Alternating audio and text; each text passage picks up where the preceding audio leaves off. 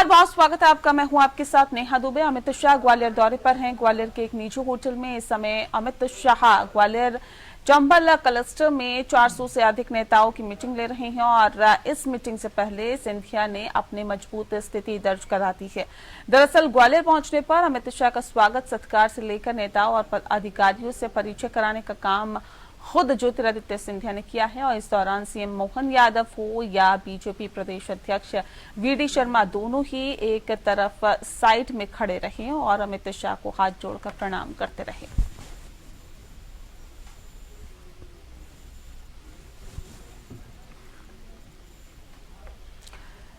उज्जैन में नगर निगम के हमले ने पुलिस दल बल के साथ महाकाल मंदिर क्षेत्र वो पहुंची और जहां पर बेगम बाग हरी फटक महाकाल मार्ग पर स्थित होटल हाईलाइट जो 5 मंजिला का निर्माण किया गया, होटल मालिक अब्दुल रज्जाक ने नगर निगम से G+2 की अनुमति ली गई है और बता दें आपको कि 2 मंजिला अवैध निर्माण करके उसने होटल 5 मंजिला बना लिया है और नगर निगम ने होटल मालिक को नोटिस भी दिया है और स्वयं निर्माण हटा लेने की बात कही थी, लेकिन होटल मालिक ने अवैध निर्माण नहीं हटने पर आज नगर निगम के कार्यपालन मंत्री जगदीश मालवी, भवन निरीक्षक ज्योत्सना उभनारे नगर निगम की टीम होटल पर पहुंची और वहीं इसको लेकर नगर निगम के अधिकारियों का कहना है कि होटल मालिक ने आगे की कंपाउंडिंग जमा करवाई थी और इसके पीछे कि नहीं करवाने पर अवैध निर्माण को तोड़ा गया था। और बताते हैं कि शहर में इन दिनों अवैध निर्माण की बाढ़ आई हुई है और विशेषकर महाकाल मंदिर क्षेत्र में होटल बनाने का निर्माण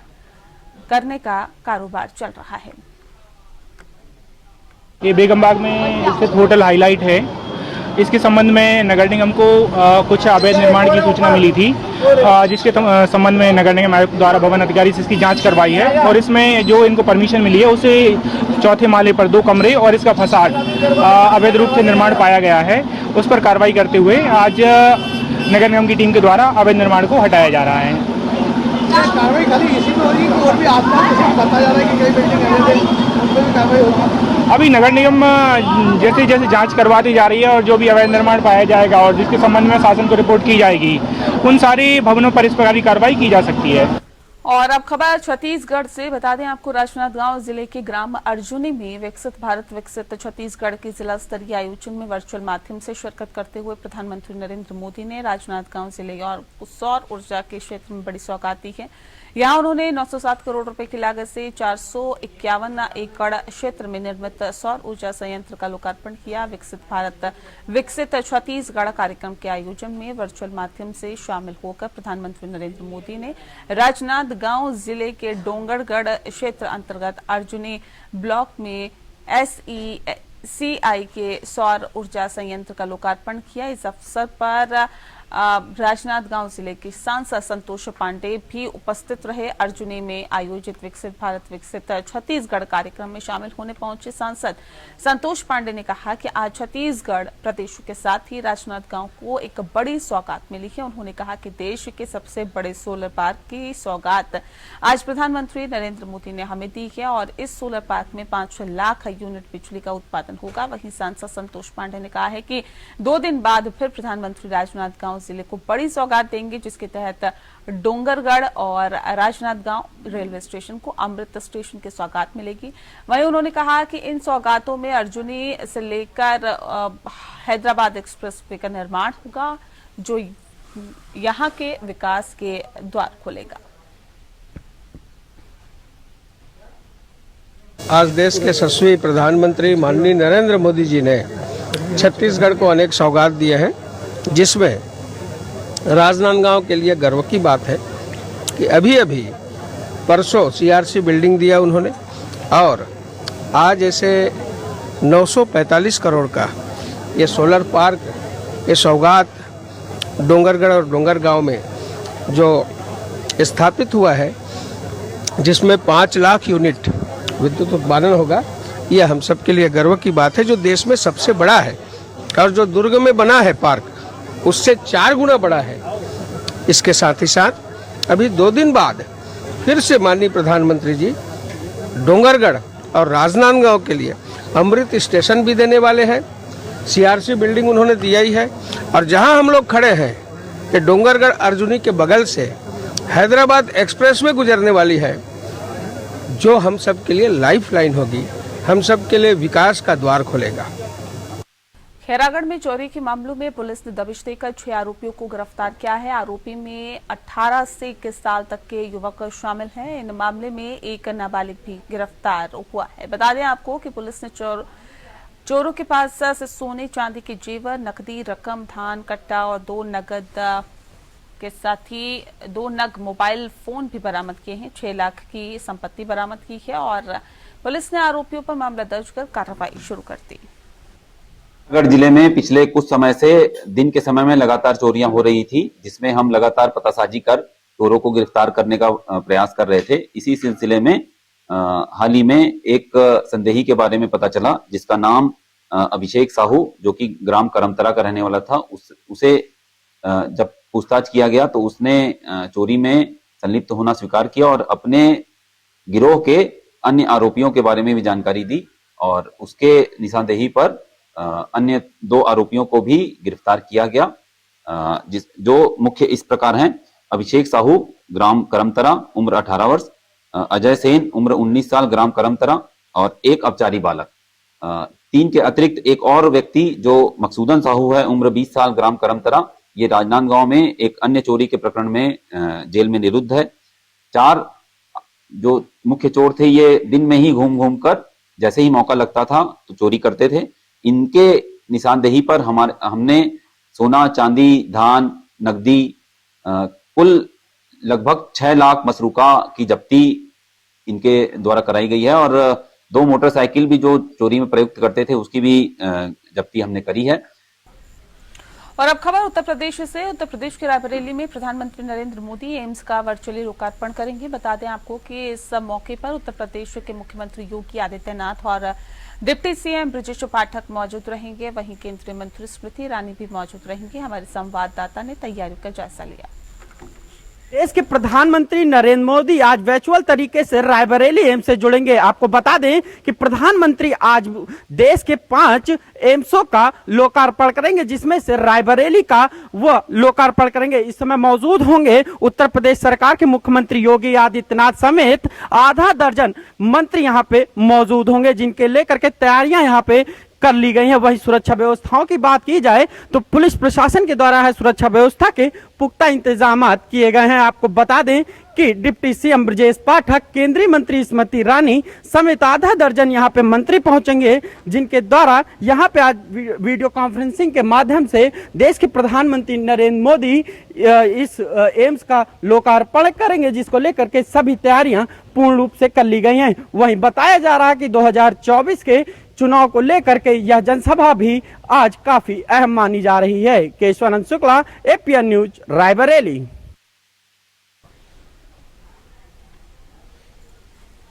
जी आपको बता दें जो फिलहाल स्थिति है वो यही कि बस कुछ ही देर बाद प्रधानमंत्री सभा को संबोधित करेंगे और रायबरेली को एक बड़ी सौगात देने वाले हैं। इसका उद्घाटन कर देंगे। एम्स जो उद्घाटन आज होगा उससे न सिर्फ रायबरेली बल्कि आसपास के जितने भी जिले हैं उन सभी को एक बड़ी सौगात देने की यहाँ कोशिश की जा रही है। एम्स का उद्घाटन आज प्रधानमंत्री नरेंद्र मोदी कर देंगे। रायबरेली में एम्स का निर्माण हुआ है और उसका आज उद्घाटन किया जाएगा।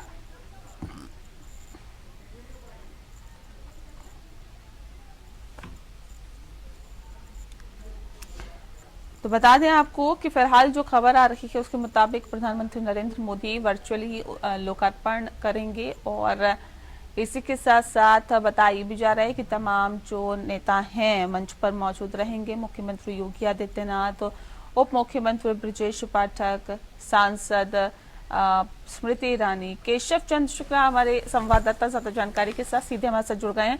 केशव, जानना चाहेंगे फिलहाल क्या कुछ ताजा अपडेट है? क्या प्रधानमंत्री उद्घाटन कर चुके हैं एम्स का, और अगर नहीं किया तो क्या कुछ अपडेट फिलहाल अभी तक निकल के सामने आई है? केशव, आवाज मिल पा रही है आपको? चलिए, लगता है संपर्क नहीं हो पाया। एक बार फिर से हम संपर्क साधेंगे, लेकिन फिलहाल आपको बता दें कि एक बड़ी सौगात यहाँ पर प्रधानमंत्री आज देने की कोशिश कर रहे हैं, क्योंकि एम्स एक बेहतर और एक अच्छा मील का पत्थर साबित होगा। आज जिस तरह से ये कहा जा रहा है कि स्वास्थ्य क्षेत्र को बेहतर करना है, उस क्षेत्र में बेहतरी को आगे बढ़ाने के लिए एक मील का पत्थर साबित होने की बात कही जा रही है। और बात करते हैं हापुड़ की। हापुड़ के गढ़ कोतवाली क्षेत्र में ब्रजघाट गंगा घाट पर आने वाले श्रद्धालुओं से पार्किंग के नाम पर ज्यादा पैसे लेने और पैसे न देने पर श्रद्धालु के साथ मारपीट और झगड़ा करने की शिकायतों पर हापुड़ एसपी टीम के साथ जांच करने के लिए खुद मौके पर पहुंचे। हापुड़ एसपी अभिषेक वर्मा जब प्राइवेट गाड़ी से ब्रजघाट पहुंचे तो पार्किंग शुल्क वसूल रहे पार्किंग ठेकेदार के लोगों ने हापुड़ एसपी से भी पार्किंग रसीद पर लिखे पैसे से ज्यादा पैसों की मांग की है। और जब हापुड़ एसपी ने ये बात पूछी तो पार्किंग ले रहे लोगों ने एसपी को भी संतोषजनक जवाब नहीं दिया। पुलिस को लगातार ब्रजघाट पर पार्किंग के नाम पर अवैध वसूली की शिकायतें मिल रही थी। लगातार मिल रही शिकायतों के चलते हापुड़ एसपी खुद जांच करने के लिए पहुंचे थे और पुलिस ने इस मामले में एक आरोपी को हिरासत में ले लिया और पार्किंग ठेकेदारों पर मुकदमा दर्ज कर कार्रवाई शुरू कर रही है।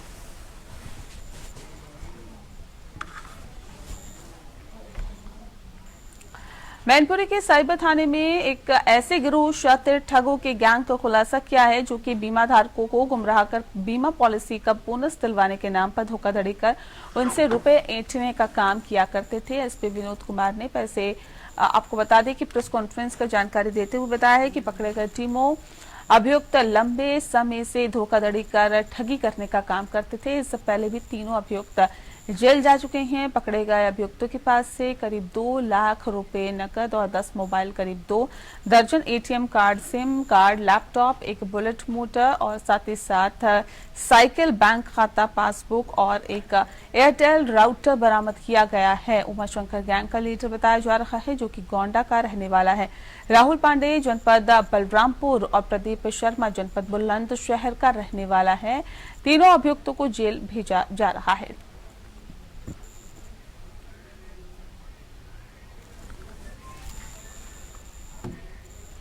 इंसानियत और मां की ममता की हत्या कर देने वाला मामला यूपी के औरैया जनपद से सामने आया है, जहां पर एक कलयुगी बेटे ने लाठी मारकर मां की हत्या कर दी।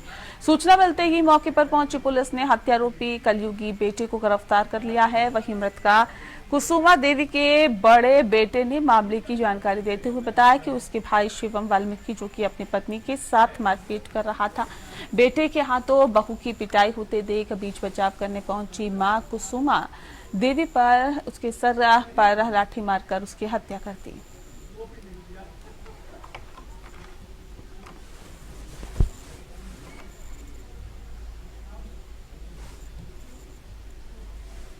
अगली खबर का रुख करते हैं। गाजियाबाद के राजनगर एक्सटेंशन में आज बीजेपी के राज्यसभा सांसद अनिल अग्रवाल ने फिट इंडिया हिट इंडिया के तहत एक स्पीड वॉक का आयोजन किया था और जिसमें बड़ी संख्या में लोग शिरकत करते हुए पहुंचे थे। वहीं बता दें आपको कि इस कार्यक्रम में मुख्य अतिथि के रूप में केंद्रीय राज्य मंत्री BL वर्मा पहुंचे थे। उन्होंने इस वॉक को प्रधानमंत्री के फिट इंडिया कार्यक्रम का हिस्सा बताते हुए कहा कि देश के बच्चे, बुजुर्ग, युवाओं को स्वस्थ रखने के लिए ऐसे कार्यक्रम समय पर होते रहते हैं। और इसके साथ ही उनसे पूछा गया तो उन्होंने बताया कि सपा कांग्रेस की गठबंधन की जोड़ी पहले हुए गठबंधन की तरह फ्लॉप शो साबित होगी।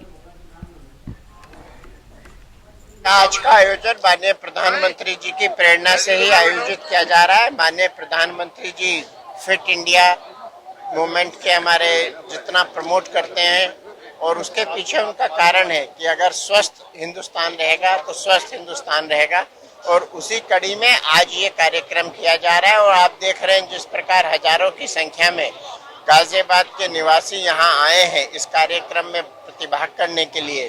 ये स्पष्ट दर्शाता है कि माननीय प्रधानमंत्री जी की बातों को कितना लोग सीरियस लेते हैं और उनके जितने भी कार्यक्रम हैं आम जनता के लिए हैं और वो जनता भी उनको पूरा आशीर्वाद दे। बीजेपी की तैयारी 24/7 रहती है, पूरे 5 साल रहती है। अलीगढ़ के थाना सिविल लाइन पुलिस ने किला रोड से 2 लुटेरों को गिरफ्तार किया है। 10 दिन पूर्व महिला के साथ लूट की घटना का खुलासा किया। पुलिस ने आरोपियों के कब्जे से एक तमंचा, कारतूस बरामद किए हैं। साथ ही लूटे हुए सोने की अंगूठी और बाइक भी बरामद कर ली। पुलिस ने विधिक कार्रवाई करते हुए दोनों लुटेरों को जेल भेज दिया है। वहीं इसी को लेकर सीओ अभय कुमार पांडे ने बताया है कि गत 13 फरवरी को सैयदनगर में बाइक सवार 2 लुटेरों ने एक महिला के हथियारों के बल पर सोने के कंगन, 3 अंगूठी और एक सोने की चेन लूट ली थी। और घटना को गंभीरता से लेते हुए पुलिस टीम ने क्षेत्र में लगे सीसीटीवी कैमरे के फुटेज के जरिए मुखबिर तंत्र को सक्रिय कर लुटेरों की तलाश शुरू कर दी, जिसके बाद पुलिस ने कार्रवाई कर दोनों लुटेरों को जेल भेज दिया।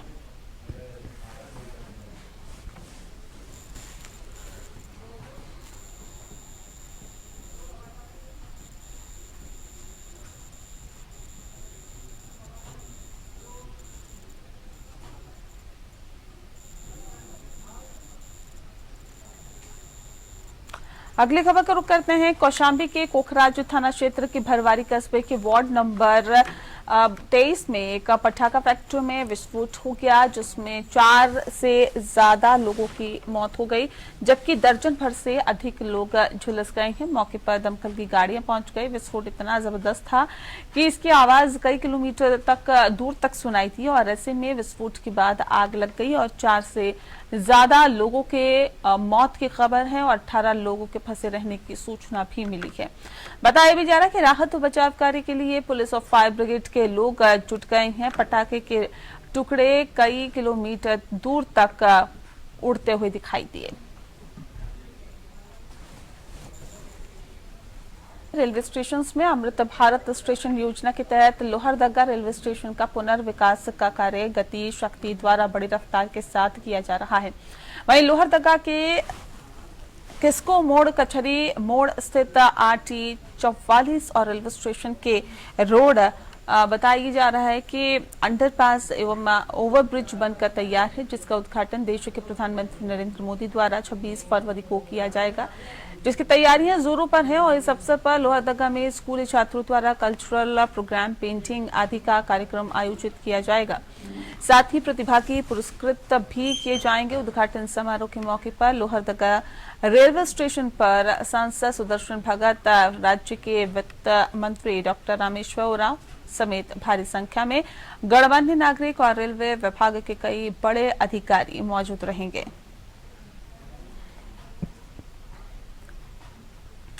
बोकारो में 26 मार्च को भारतीय रेल आद्रा डिवीजन को प्रधानमंत्री वीडियो कॉन्फ्रेंसिंग के जरिए लगभग 1000 करोड़ रुपए की राशि का स्वागत देंगे और जिसमें अमृत स्टेशन और अंडरपास का उद्घाटन और शिलान्यास शामिल है। ये बातें आद्रा डिवीजन DRM सुमित नरूला ने इसकी जानकारी बोकारो रेलवे स्टेशन में पत्रकारों से बातचीत करते हुए दी है।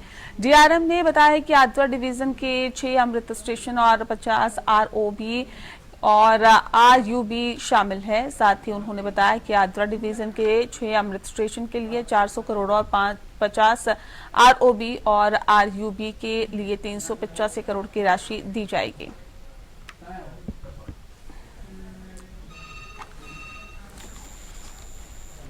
भागलपुर लोकसभा चुनाव को लेकर तैयारी शुरू कर दी गई है। कुछ दिनों पहले ही पटना में भारत निर्वाचन आयोग की टीम ने बिहार के सभी प्रशासनिक और पुलिस पदाधिकारियों के साथ बैठक का भयमुक्त वातावरण में शांतिपूर्ण चुनाव संपन्न कराए जाने को लेकर कई दिशा निर्देश दिए थे और इसके बाद भागलपुर समाहरणालय परिसर स्थित समीक्षा भवन में जिलाधिकारी डॉक्टर नवल किशोर चौधरी की अध्यक्षता में बड़ी बैठक का आयोजन किया गया, जिसमें senior SP Anand Kumar city और साथ ही साथ SP मिनिस्टर राज सहित जिले के सभी पुलिस पदाधिकारी, निर्वाचन से जुड़े अधिकारी और प्रशासनिक पदाधिकारी एवं सभी प्रखंड विकास पदाधिकारी मौजूद रहे।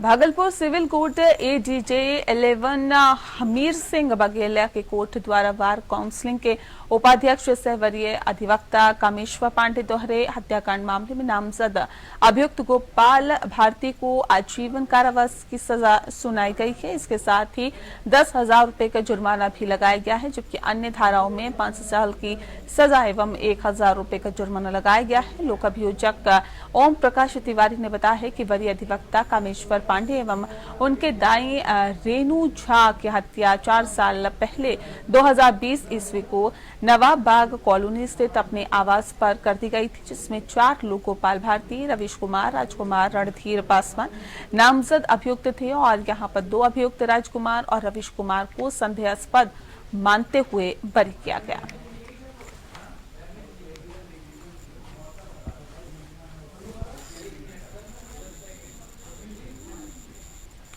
नवगछिया के बाकट्ठापुर गांव में भीषण आग लग गई। घटना के संबंध में बताया जा रहा है कि कचरे में आग लगाई गई थी और हवा तेज होने की वजह से आग फैल गई। बताया भी जाता है कि लोगों को जब तक जानकारी मिली तब तक आसपास के कई घरों में आग लग गई थी। आग इतनी भयावह थी कि गांव के लोगों में कोहराम मच गया और गांव के लोग रोते बिलखते हुए नजर आए। आग इतनी भयावह थी कि लोगों ने घंटों आग पर काबू पाने का प्रयास किया, लेकिन आग पर काबू नहीं पाया जा सका। इधर स्थिति भयावह होती हुई देख लोगों ने घटना की जानकारी अग्निशमन विभाग को दी। मौके पर पहुंचकर अग्निशमन विभाग घंटों की कड़ी मशक्कत के बाद आग पर काबू पाया और आगजनी की इस घटना में लाखों रुपए की संपत्ति जलकर राख हो गई।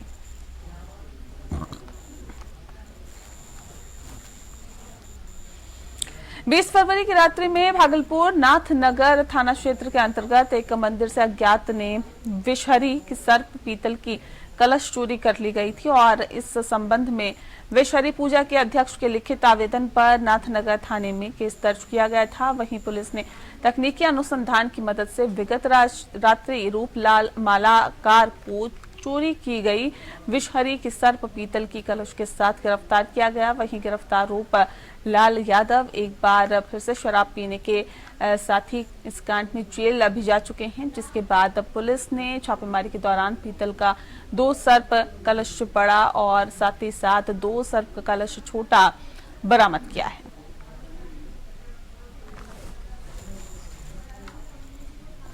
और इसी के साथ फिलहाल इस बुलेटिन में इतना ही। नमस्कार।